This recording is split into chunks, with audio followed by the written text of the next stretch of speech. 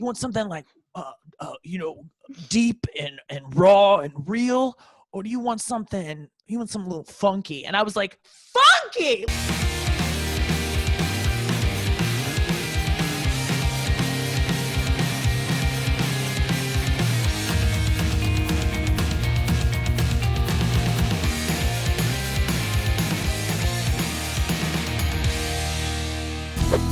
Welcome to Uncool with Alexa Bliss.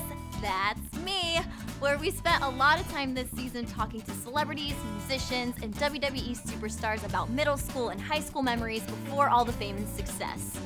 On today's episode with stand-up comedy superstar Nikki Glazer, I took a different approach.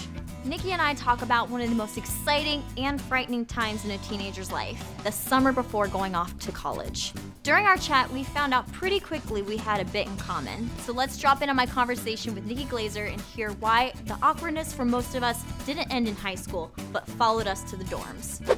I apologize for my appearance today. I've been filming stuff the last few days, and you know when like you use eyelash glue too much and it makes your eyes like peel, like my skin is literally like peeling off my face. So I was like, you know what, my skin's like, you're not fooling anyone, just stop. And so I'm taking skin looks immaculate. I am having so much it's my ring light right now, but it's my ring light. I have two ring lights on me right now. There's double duty on this face, and it's still a struggle. No, making your own studio and making yourself look hot in your own apartment is like torture, and it's a whole production. That's why I filled my background with all this stuff, so it's just like it takes the pressure off of my face. I love what you've done with your set. It looks like Thanks. your dream like teenage. Oh, this like, was my bedroom. teenage. Yeah. This was my teenage childhood. I got my Furby. I got my Lisa Frank, my NSYNC, my Trapper Keeper Hanson. So fun. A Dundee. A because lava why lamp. Not? Lava lamp. We ever got rid of the lava lamp. I still have 4 in my house, so they're so cool to watch. Yeah, they're at Target right now for $10, so I bought 4. Wow. So I was like, why not?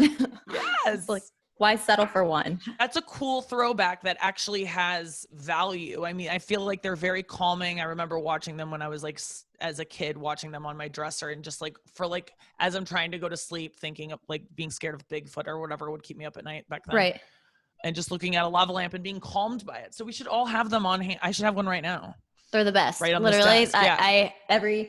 They're amazing. And I have like the ones that have like different colors. So this one's my least favorite one but it was the only one that fit in that area. But my favorite one, it's like pink water with like really bright orange lava, and it looks awesome. Yes. Very, very trippy and yeah, soothing. Love it. Big fan. So normally with my podcast, first, thank you for doing this. This is going to be fun. Normally with my podcast, I talk to people about what they were like in middle school and going into high school, those developmental years and everything like that. But I'm going to go a different route with you. I want to know, what were you like in high school going into college in your college years? Yeah, that's a good approach for me, because I feel like that's a more interesting, I mean, like, you could look back on your whole childhood, and the things that made me the college student I was were the things that happened in my childhood, and it goes back. But I do feel like my life was split between like freshman year or like senior year of high school. It was before and after that year, like that, everything kind of changed after that. So, and I really felt like I didn't have a real college experience. I was so sad that high school was over. I think I just was like ready to just like stop like hanging out. I'll never make friends as good as the ones I made in high school. Let's grow up, and I got to like figure out what I need to do, because now I'm like on my own, and it was like scary. So did you go on like a senior trip? Because you know how the summer between high school and college, everyone goes to like on a senior trip. Like I went to Myrtle Beach, and we all like crammed in this like $90 hotel room, 6 of us, and so like fun, hung out on the beach. Did you do anything fun your senior year summer going into college? No, that was actually like the worst summer of my life, because I was like, I just got an eating disorder, and it was so unmanageable, and I was literally dying of like an addiction, right? Like just like into the depths of the hell in a disease so quickly. Within like, I caught it in March of my senior year, And by July I was hospitalized. So like that whole is like summer was not like a fun summer. I think I was freaking out about like having to leave and like be an adult. Yeah. I think it was that mixed with a lot of other things. Throw September 11th in there because that happened the September before. Like things were just like chaotic for me. And I think I was just reacting to like so much trauma that year. And so no, I didn't have any fun, but I had so much fun. Like I was very like outdoorsy and I liked going on trips, and I was always kind of like a scared child. Like I mentioned before, like I couldn't sleep as a kid. I was completely anxious and had to sleep on my parents' floor until I was like in like my freshman year of high school. I was like still taking trips down to my parents' basement where they're sleeping now, and I still sleep in this house. And I would sleep on their floor because I was just like scared of it went from everywhere from aliens to nuclear war, and aliens were the two things that like I was just so terrified of for so long, so irrationally scared, but not really. I mean, I'm actually 2020 is proving me kind of right. Like I'm scared of the end of the world and aliens and being abducted. And high school was fun. Like I had a lot of fun. I wasn't like dating boys or anything. It was just me and my friends, and I just had great friends and great times. And then senior year, it all just took a turn. And then freshman year of college, thank God I found stand-up, and then I just threw myself into that, and that was like kind of got me out of my like spiral into pretty imminent death. Yeah, we actually have a lot in common because I had almost the identical experience my junior year of high school and my freshman year going into college. I ended up hospitalized with eating disorders as well. And it's a very traumatic thing to go through. And then I also had you have, girl? I mean, I know we have them all. Right. I was hospitalized, both of them with anorexia. But I was hospitalized because I was having stage 1 heart failure from them. And so it's like, I've been there, I've been through all the treatments, like, and then when I went to college, my cheer coach was, she made us do bod pods where it like measures your body fat percentage. And I told her too, I was like, hey, I can't do this kind of stuff because I just gotten out of the hospital from an eating disorder. Yeah. And then, exactly. No one should even do it in general. It's just, it creates that kind of disordered thinking, but certainly not someone that has had eating disorders in the past and doesn't want to go back to that. You got to stay away from that. Yeah. And I think that it kind of goes hand in hand with like irrational fears too, because I remember when I was getting over my eating disorder, I had a really irrational fear of tall buildings, not being in them, but standing next to them. Ooh. So like I couldn't stand next to tall buildings because in my head, they were going to fall on me. You know what I mean? Yes. Like, so like it was, I think it all goes hand in hand. And that was something that I had to deal with like in college, especially, you know, literally I came out of the hospital and went straight to college.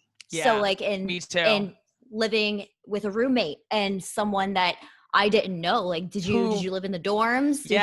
Exactly. I did the same thing. I came out of treatment and I already was planning, or not treatment. I just got out of the hospital. I broke out of the hospital by lying, you know, just like convincing them that I was going to be okay and like gaining enough weight and honestly just like checking myself out.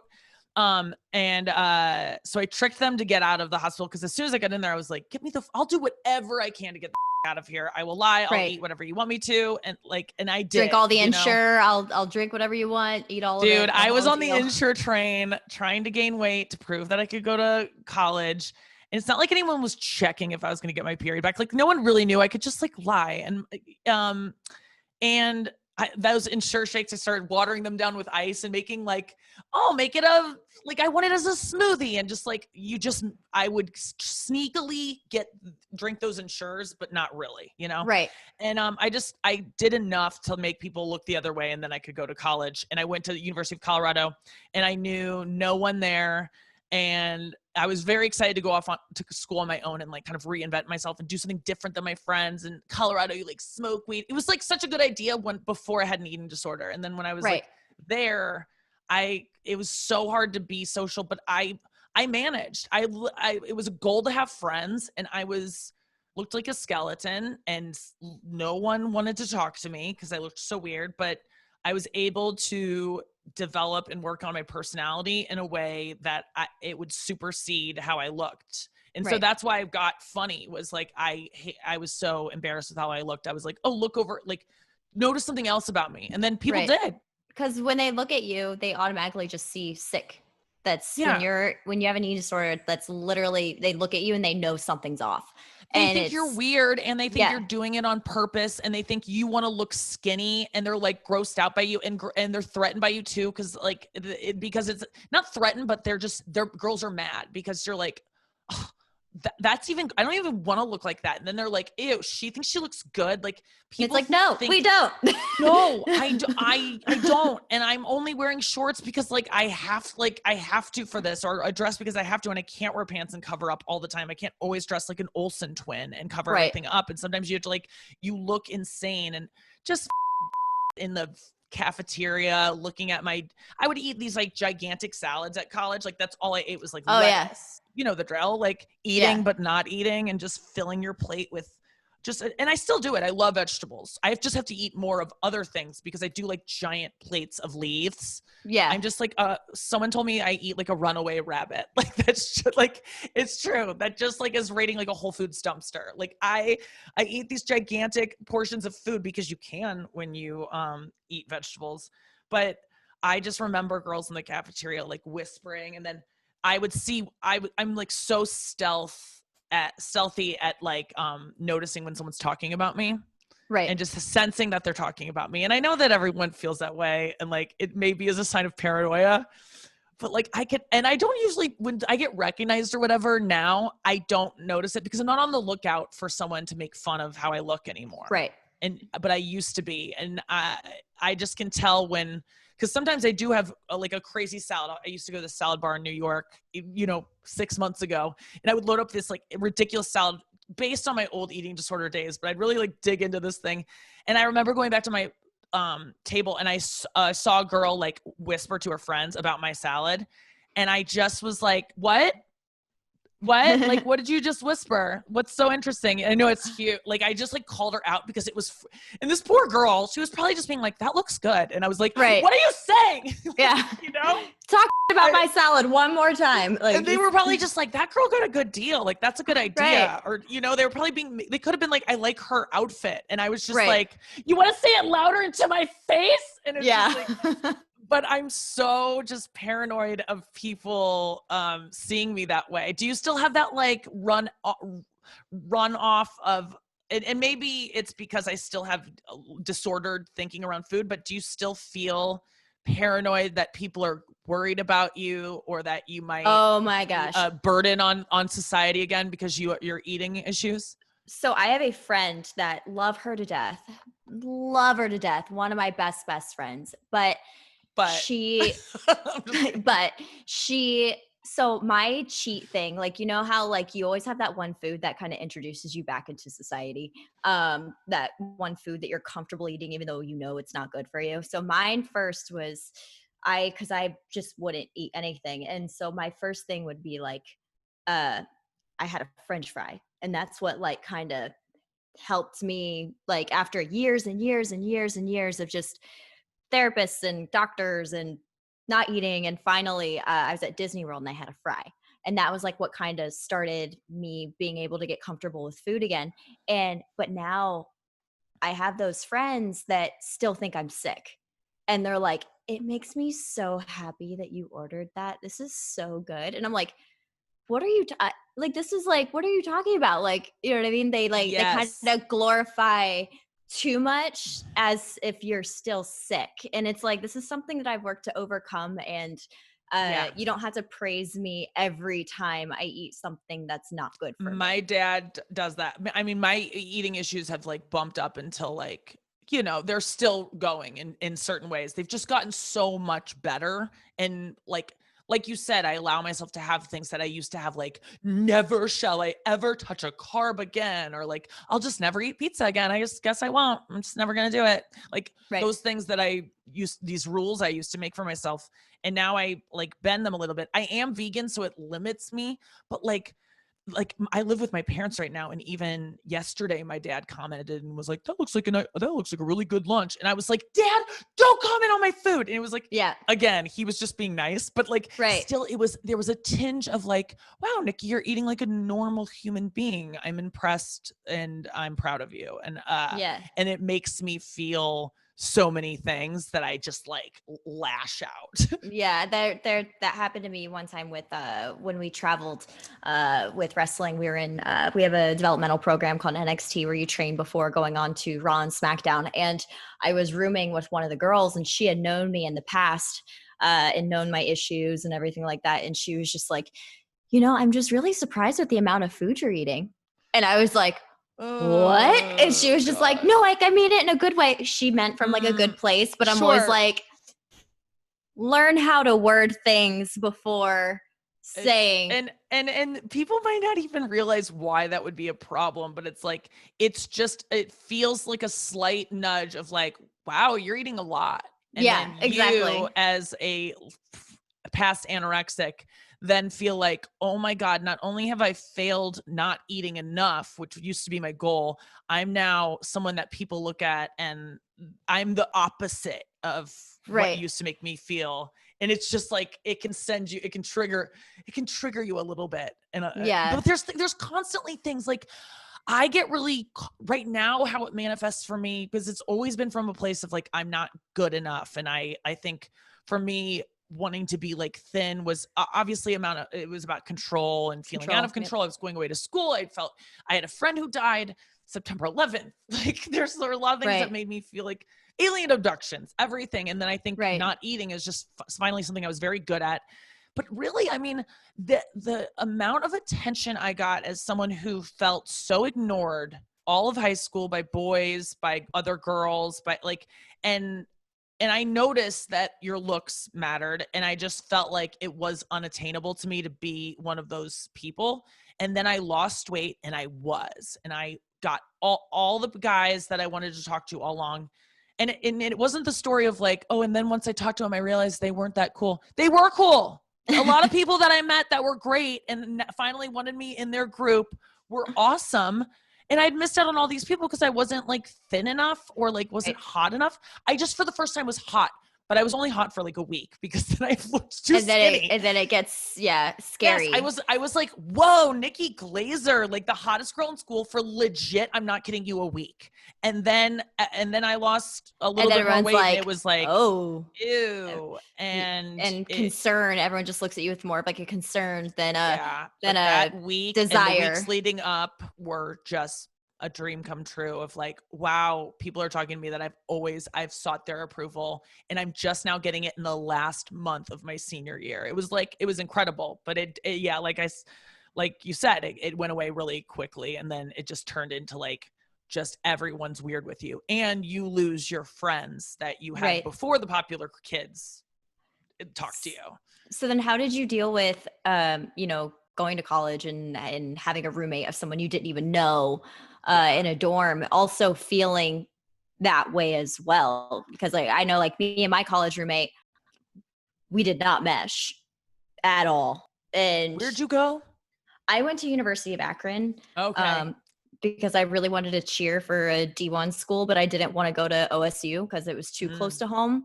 That makes sense. From Columbus, and I was just like, because my parents were like, if you go to OSU, you have to live at home, and I was like, nope. So yeah, no way. That makes sense. So you went there, and your roommate, like, why didn't you guys mesh? So I was in the time of trying to refeed my body. This is before my second eating disorder hit, and I was trying to, like you said, reinvent yourself. Cause like in high school, I was known as the girl that was like sick. So I was like, in college, I'm going to be me. I'm going to learn myself, blah, blah, blah. And, she was a very nice girl. And my trainer had written me out these diets, but and they had like a lot of protein, a lot of meats and everything like that. But she was Indian and vegan, and if I cooked steak, it was very offensive. Oh, no. And so I had to be very careful as to what I would make in the kitchen. And so I always try to be really respectful of her and her religion and everything. That's like nice. That. And so I would just, anything I would make, I would just either make it when she wasn't there or no sight of it whatsoever in the dorm. But then one night she got drunk and bit me. So then we weren't friends anymore. But She did eat me. So like, did you have any like, because like that's my cannibal.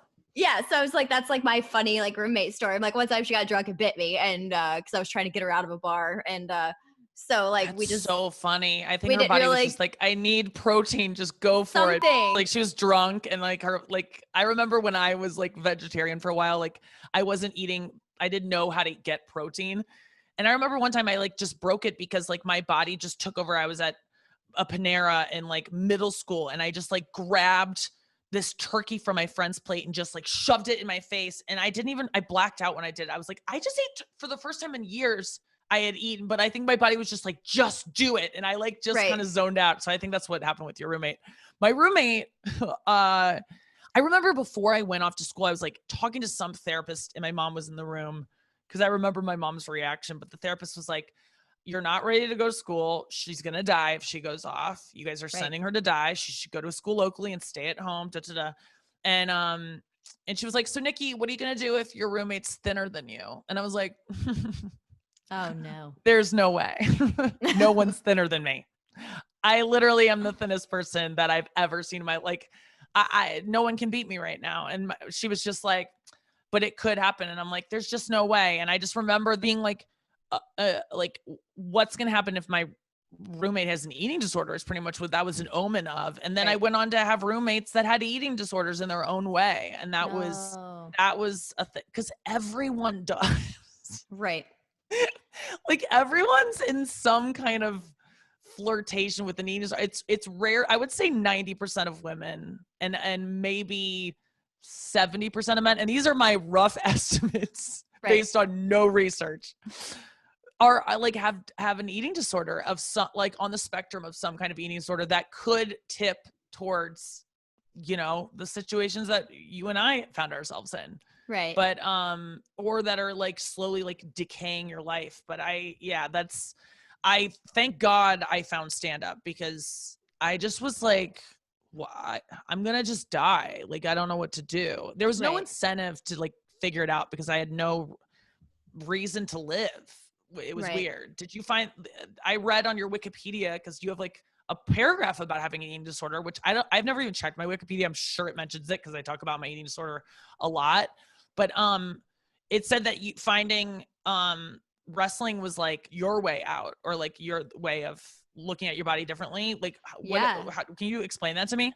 So when I got out of college, so first off, I was very sick again. I had dropped down to like the low 80s, was just not healthy. And I left after a football game. I was in my cheer uniform. And as we were all picking up our stuff, I was like, you know what, guys? I was like, this has been fun, but I'm going home. And I packed my car full of whatever I could fit in, drove home, readmitted myself the next day, and got help. And then after the fact, my parents had given me to my trainers as soon as I got out of the hospital, because with eating disorders and treatment, they don't let you work out, they don't let you, they just sit you down and just try to force feed you everything, which in college especially, I was very active and I was very wanted to be out and about and see things, because living in under basically an eating disorder, you feel kind of, that's your thing of control, but you also want to be able to like be set free of it eventually. And so I started doing bodybuilding and trying to gain weight in a healthy way, but that was also another form of disorderly eating. So that's what I was thinking. I was like, oh, bodybuilding feels to me like, another way to control your body. And it's another version of control. And it's probably, it's obviously healthier because you're like, but I don't know, is it? What did you find? So even in bodybuilding, like it's calorie counting, it's control, it's the whole thing. You control how much cardio do you control, calories in versus out. It just like, I got my pro card and I was one of the youngest pros. Well, of course I was, because I was sick. You know what I mean? Like, of course, like I was going to be really good at it. But so then when I went into wrestling, I took a bump for the first time, which is where you fall on your back. And that's when you realize how much that hurts if you don't have any fat on your body. And my trainer, my coach was just like, look, you look great. she's like, but this is going to keep hurting you until you gain weight. And she goes, I promise you, if you start to look out of shape, I will tell you. And she's like, but until then, you need to trust me. You need to, get some substance to your body or you're not going to have a career here. So for me, it was kind of putting that aside. Yeah, it was your career. You were like, this comes first. My career over my eating disorder. 100%. That's what it comes down to. You have to care about something more than whatever your disease is telling you. That's so cool. Yeah, I mean, I felt like the same way. Like you can't operate on I mean, it took me years to get to that point of like, you can't perform well if you're not healthy, and you can't write jokes. You don't have the stamina to do what you need to do to get to where you want to get to, even though it's not like a physical, like my physical appearance doesn't matter as much for it. But like, yeah, I fainted on stage before because twice because I was just like eating weirdly. Right. And when it starts to like affect your career, that's when I'm like, get it together, Glazer. Like it's so weird that is what matters more to me than just like a happy life, because, that should be reason enough to not do it. Yeah. You don't realize that when you're in the midst of it, because it's a control thing. It's definitely a thing. So then like, cause I remember even in college, like I would like wear baggy clothes, even though if it wasn't cute, like that was my style. Everyone knew that I was rolling up in sweatpants, Uggs, and a baggy sweatshirt, even though, that's not cute and that's not how you're supposed to dress, especially in college. It's my first time. Like I was very sheltered growing up too. So like college was like, I'm going to have a Jello shot. You know what I mean? And like, I'm going to experience, college. Yeah. Did not happen that way at pajamas. All. Yeah. Did not happen at all. That was just like, did you even like get to have fun? Like, or were you just so? I had a lot of fun my freshman year. It was before I discovered stand-up, but I met my best friend who also had an eating disorder, and we were just so codependent on each other. Had every meal together with our giant salads and our weird foods. And I mean, we still, when we get together, we get into some weird foods. We get into some weird stuff with a seaweed snack. You know what I mean? Like just layering like a yogurt with like butter, like just crazy food concoctions where you feel comfortable eating like you're just a person you can share that stuff with is rare.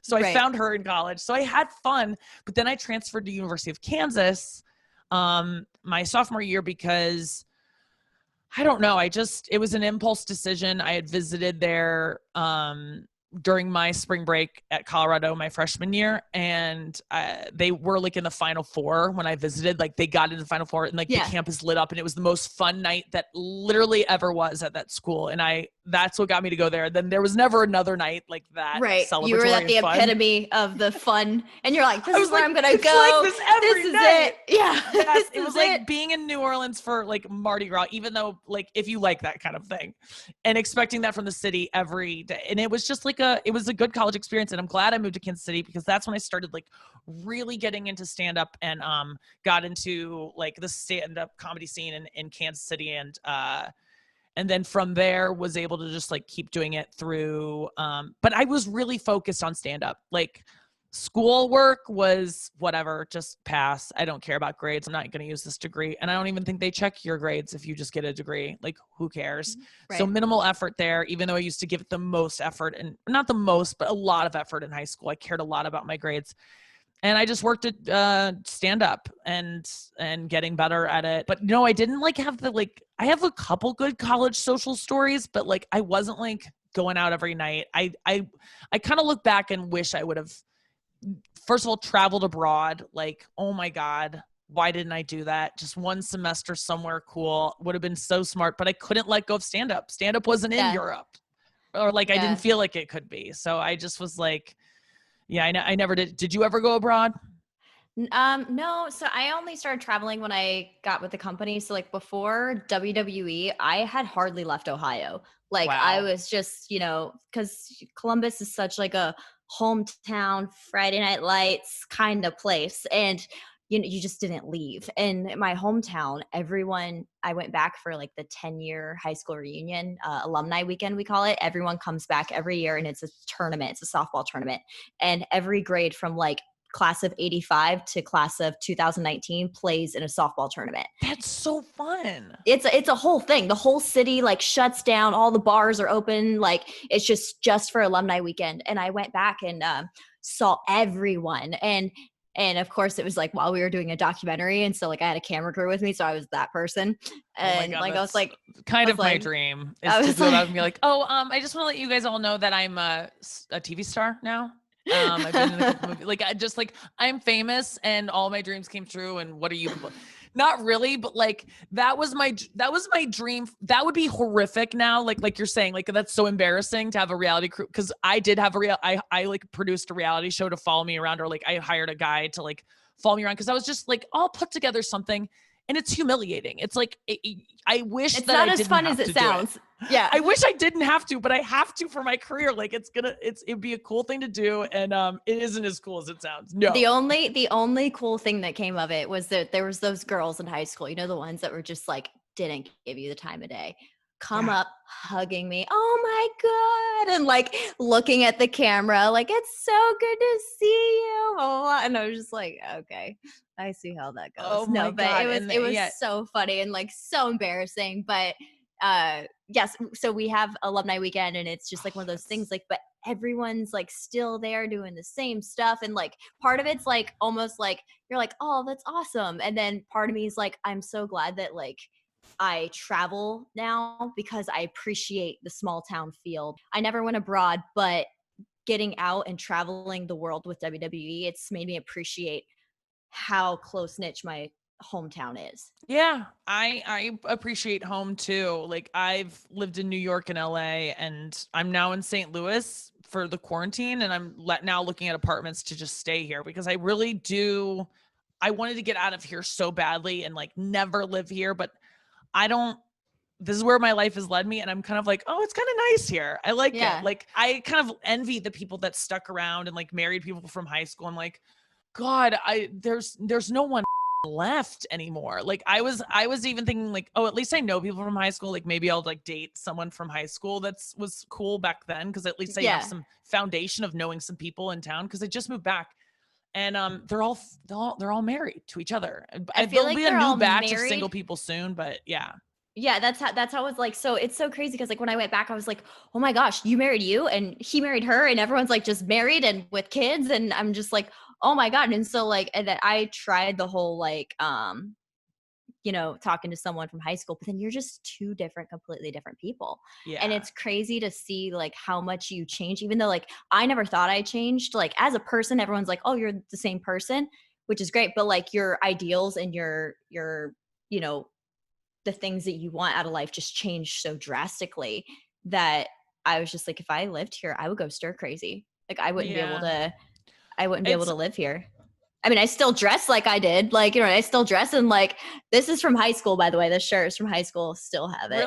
Really? Oh my God. I love that. I was going to say, cause I was born in Cincinnati and lived there until I was like 7. And all my family's still there. So I love Ohio, but, and I've been to Columbus a bunch and performed to the Easton Mall. So yeah. Oh, that was my jam. That place is awesome. It's the best. Whenever I would come home from college on the weekends, so I was that person that didn't want to live at home. You know, I was like, I'm not going to live at home, but I came back every weekend and I went to Easton Mall. That was like the place to be.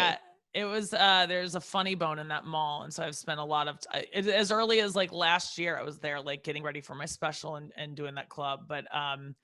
But long gone are those days of performing indoors. I mean, thank God I'm still working. But I just feel like if like my job went today, like what would I do? Like, because like, I know like in high school, I worked at like a tanning salon and that was like my job before WWE. So I'm just like, what would I?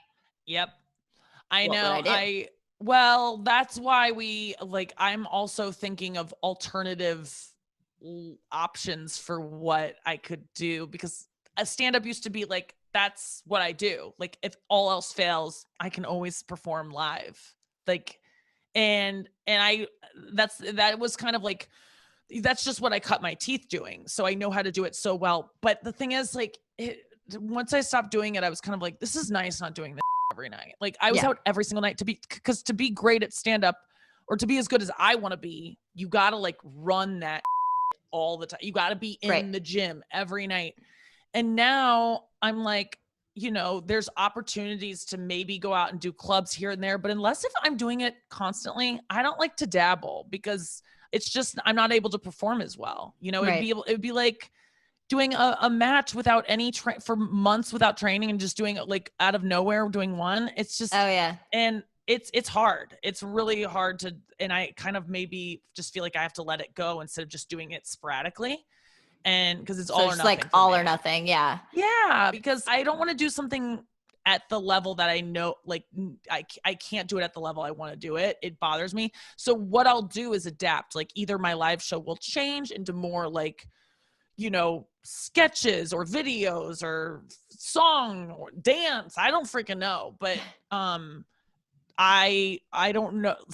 I wish stand up I could do it all the time. But now it's like letting me explore like getting into broadcasting more. I have my own podcast that I've been doing daily, which has like been so therapeutic and artistically like my version of Taylor Swift's folklore. Like I set out this summer on this like kind of experimental podcast where I just kind of did a diary every day essentially from my parents' house. And because I wanted to document in some way, I was like, oh, maybe I'll write a book while I'm home. And I realized now I've just put together a documentary of like what it's like to live at home and like suffer with depression and anxiety and like pretty much like air out everything on there. And so I've just and that's really just taken the place of doing stand-up every night, because as soon as I realized I wasn't able to express myself and like barf out my emotions artistically in some way during the day, which I used to do in the morning on my radio show 4 days a week. And I was doing one podcast a week.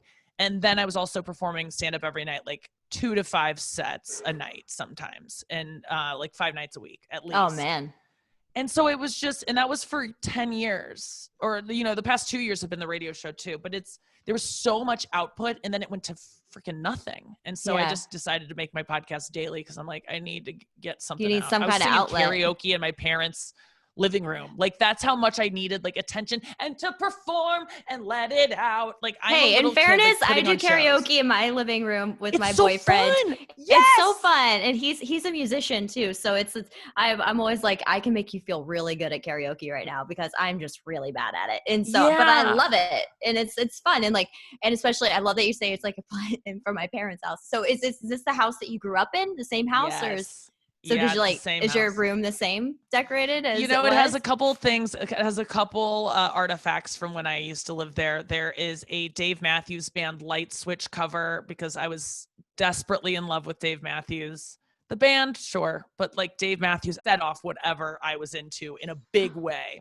And so he's on my light switch. And so I just get to like touch his face every time I turn off every the time you lights, turn off the lights, you're like, good night. Yeah, I do it with my tongue, but that's just a weird tick I have now.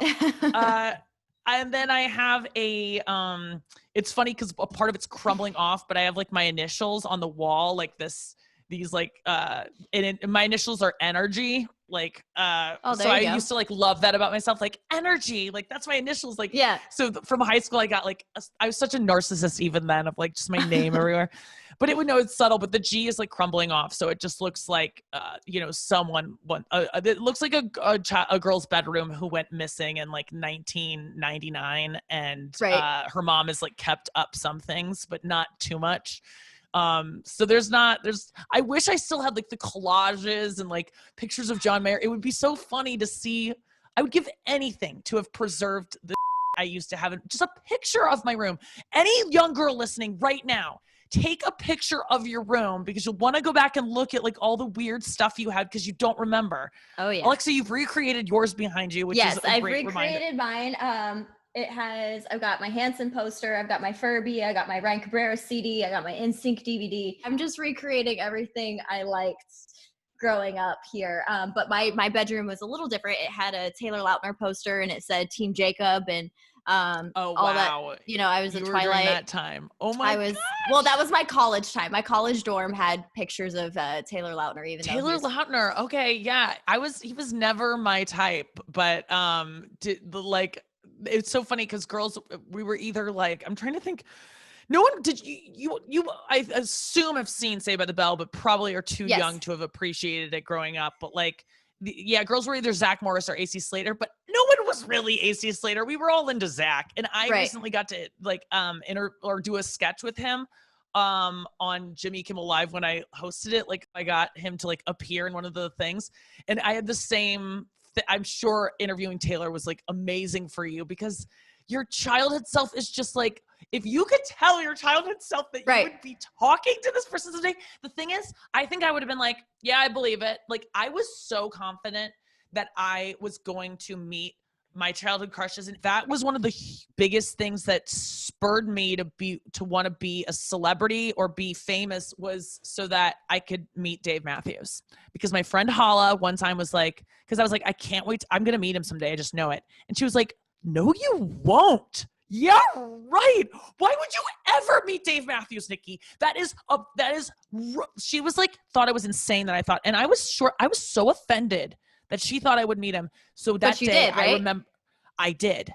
Oh yeah, I did. And I remember that day, but I remember looking at her and being like, I will meet him and you will eat your words. And so when I finally did meet him, I did walk up to him and tell him like, you're the only reason I'm even in this business is because I wanted to be in your sphere. Like I used the word sphere with him, which I really regret. I used it like twice, but I didn't even know, when I met him, I had to just tell him everything in so short of a moment.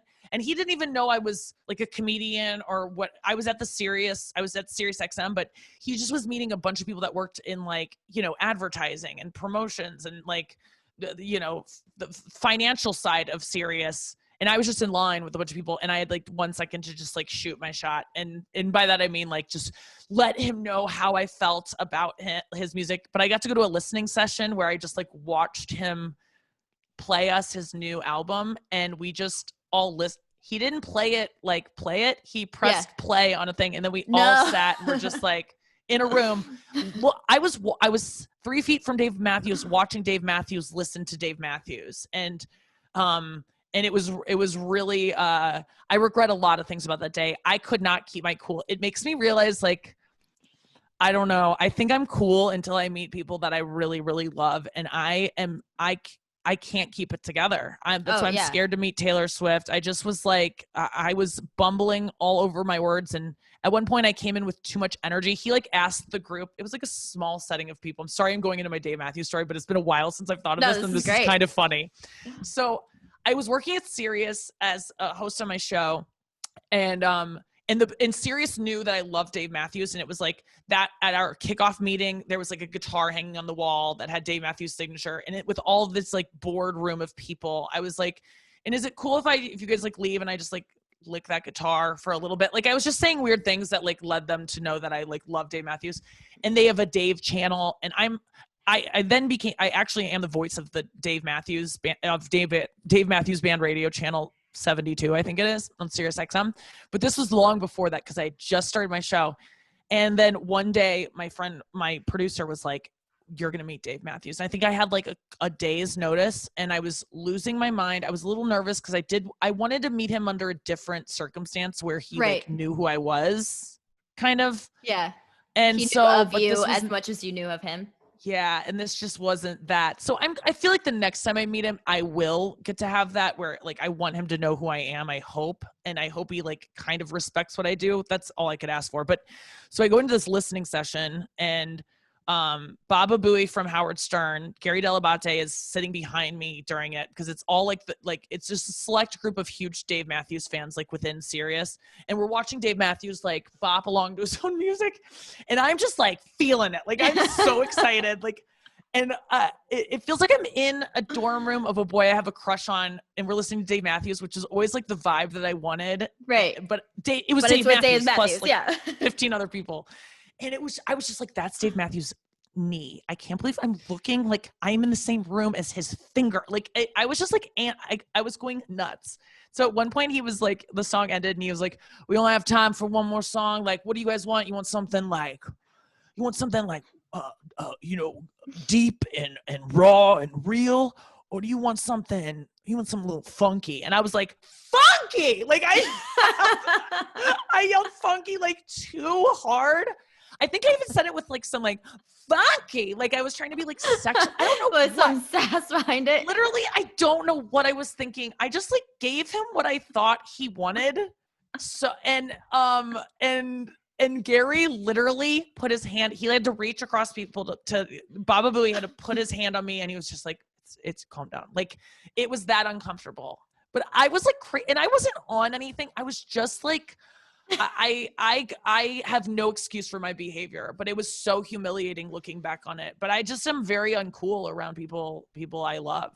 I am too. I 100%. So growing up, my major crushes were Taylor Hanson and Lance Bass. Like Lance Bass was like my end all be all. Like that was who I was gonna marry. No offense, and I mean this so nice. You kind of look like Lance Bass. Women are attracted to guys that they look like. I look like Zac Efron a little bit, and because my friends are always like, "You like him so much because you kind of look like him," and I'm like, "That's actually true." Well, I think he's so pretty.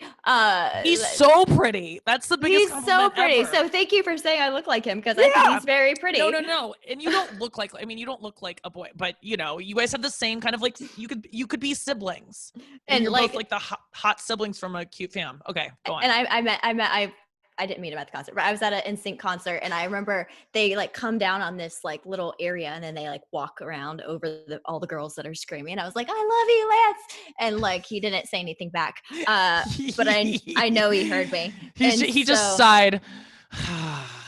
What do I do with that? I just don't know what I'm gonna do with this. And it was so funny too, because like my boyfriend was actually the one that introduced us, because he tours with Lance on the Pop 2K tour, and he was like, "Babe, come here, I'm gonna introduce you to someone." And I like, and Lance is standing there, and I just go, "Oh my god, so I'm supposed to marry you when I get older?" And I realized I was barking up the wrong tree, but now it's like totally fine. And like my boyfriend's one to introduce you, and I just had like word vomit, and it was just like so bad. And his like husband stepped in, and he goes, "Yeah, I said I was gonna marry him too," and it just like broke the ice. It was amazing. And oh my god, yes, I was like, "This is just so amazing." I can't trust myself around these people, and I think it's like I really get nervous in those situations, and when I'm nervous, I just tank, and that's why I cannot allow myself to be. I don't even let myself get nervous for like TV performances and just any kind of high pressured performance. I'm just cool as a cucumber. Not as a cucumber, but I can get cool as a cucumber. Like, let's say if I was doing like hosting the Oscars or like something that I've like the roast, like I get nervous before the roast because it is like the biggest all eyes on me moment. It's like the moment as a comedian that you have, it's the biggest job you can have, like the biggest platform you can have as a comedian to showcase what you do.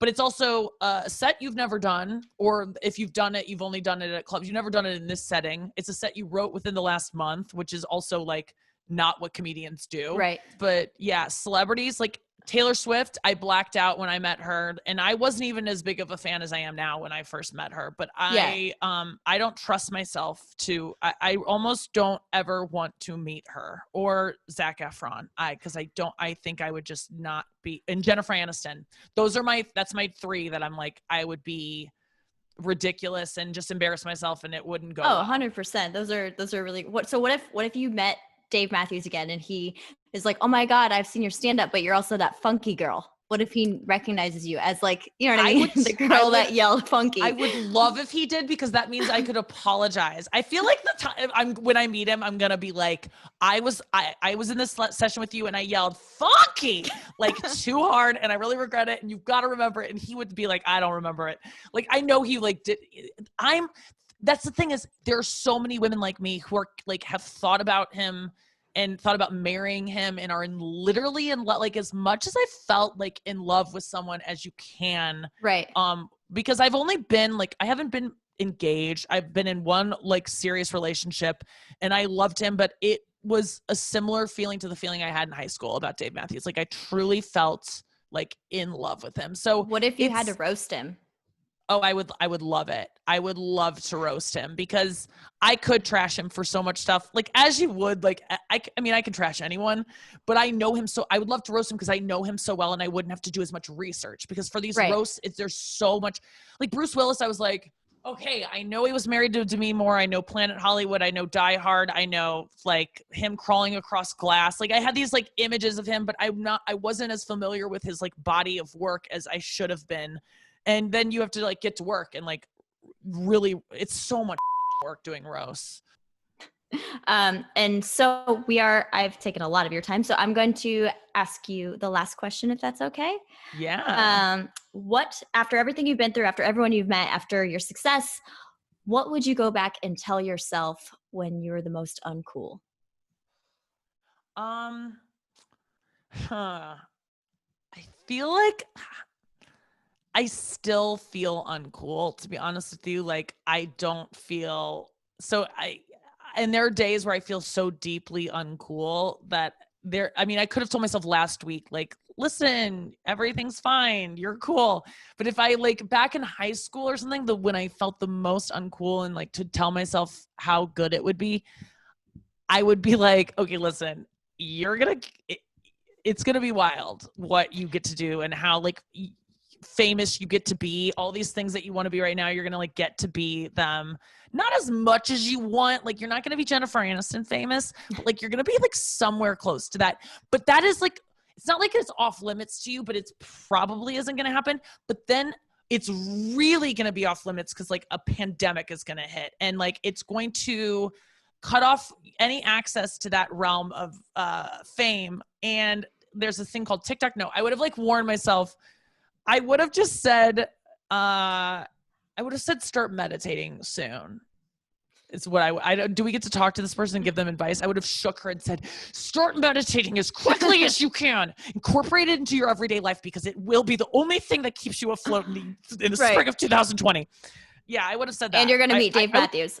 And you will meet Dave Matthews someday. Start working on what you're going to say to him now and just envision every scenario in which you might meet him and how you could be a fool and maybe work on controlling the tone and the squeak of your voice now so you can have control of those vocal muscles when you find yourself in a situation where you get really super excited and no one else is on your level with you and someone has to put their hand on your shoulder to contain the sound you just made because it sounded slightly orgasmic and made everyone feel really weird, and HR will be in touch with you tomorrow. Oh, it's amazing. Nikki, where can we find you on social? You can find me, Nikki Glaser, NIKKIGLASER, Instagram, Twitter, and then I have a podcast called You Up that I do daily during this weird time, Monday through Friday for the time being. So you can check that out too. Thank you so much this was so much fun. I appreciate it for taking the time. And I know I took a lot of your time, but I really appreciate it. And no, I loved it. It was so fun. Great meeting you and great chat. Thank you so much to Nikki Glaser for joining me on Uncool with Alexa Bliss. If you want more, you can hear a brand new episode right now. Search Uncool with Alexa Bliss on Apple Podcasts, Spotify, or wherever you get your podcasts and hit follow or subscribe. New episodes will be released every Tuesday. And let's talk about your uncool moments on social media by using the hashtag #UncoolWithAlexa. Thanks again for watching, and remember, it's cool to be uncool.